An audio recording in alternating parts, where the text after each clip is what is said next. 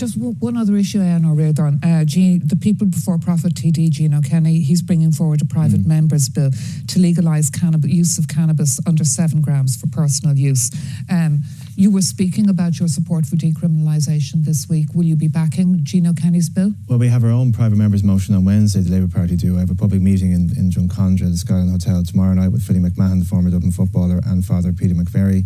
And we bring forward our motion at 10 a.m. on Wednesday. And where does your proposal What we want to do is to focus primarily on the need for the Citizens' Assembly on drugs, which government have agreed to. We want a date for that, but we want the decriminalisation of the drug user to be at the heart of that, because we are now at the stage where we have to totally recast our drug policy. It's not working. We have the 3rd highest overdose rate in Europe, and there's a massive amount of inequality when it comes to this. And are you talking about just cannabis or all drugs? I'm not talking about any substance. I'm talking about the individual drug user, because the drugs debate always turns into a debate on substances. What we want to talk about is the individual person who far too often is criminalised for their addiction or for their drug use. You go to any court in the land, you'll find a lot of people who are poor and sick, and they don't belong in a courtroom. What Portugal did 20 years ago was to decriminalise the drug user. They have half the number of people in drug treatment programs, and they have reduced the drug overdose rate by 3/4. So we're not talking about substances,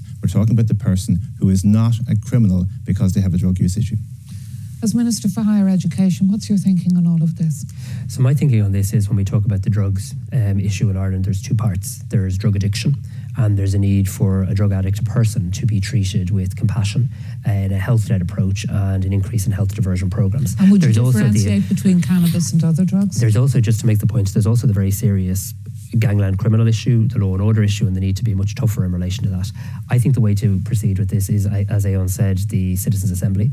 I think we've seen the Citizens' Assembly be a really useful way of involving all citizens in a dialogue, but also hearing expert opinions. And we don't want surprising politicians. And surprising politicians, absolutely, and informing politicians and taking us on policy shifts on a whole range of important social issues. So just to be clear today, the government will establish in 2023 2 Citizens' Assemblies, one on the issue of drugs and one on the issue of the future of education. And I think that is the appropriate place to tease through these issues. And I welcome the Labour Party motion in terms of putting that focus on the Citizens' Assembly. It's unlikely to pass, though, isn't it? I mean, Gene O'Kenny's bill is unlikely to pass. My own view in relation to Deputy Kenny's bill, I accept his bona fides on this, but my own view is that all of this should be trashed out, teased through in a Citizens' Assembly that should take place in early 2023. Mairead Farrell, do you think the Citizens' Assembly might surprise, as the Citizens' Assembly, for instance, on repealing the 8th did, the political establishment?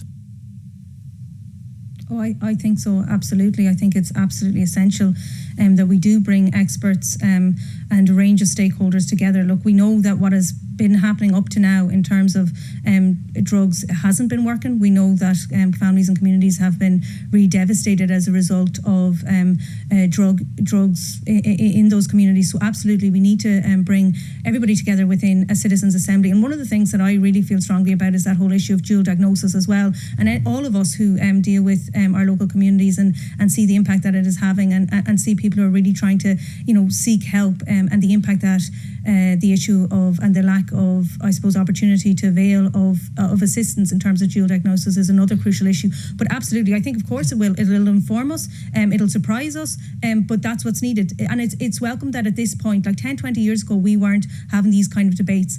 So it's really good that we're having this kind of debate, but absolutely we need to bring a Citizens' Assembly Just very forward. briefly, where are we on injection centres, by the way? That's part of our motion as well. The Minister for Drugs could have intervened in terms of the legislation that was passed in 2017 to amend it to facilitate a mobile facility, because we're losing lives. The problem is, Anya, the lives that we're losing are not because planning permission for these centres is contentious. It's a planning issue, but we could have moved to have a different site. We could have been nimble or been a bit more inventive about it. But what's happened in the 5 years since the legislation has been passed, people have died in the streets of Dublin unnecessarily.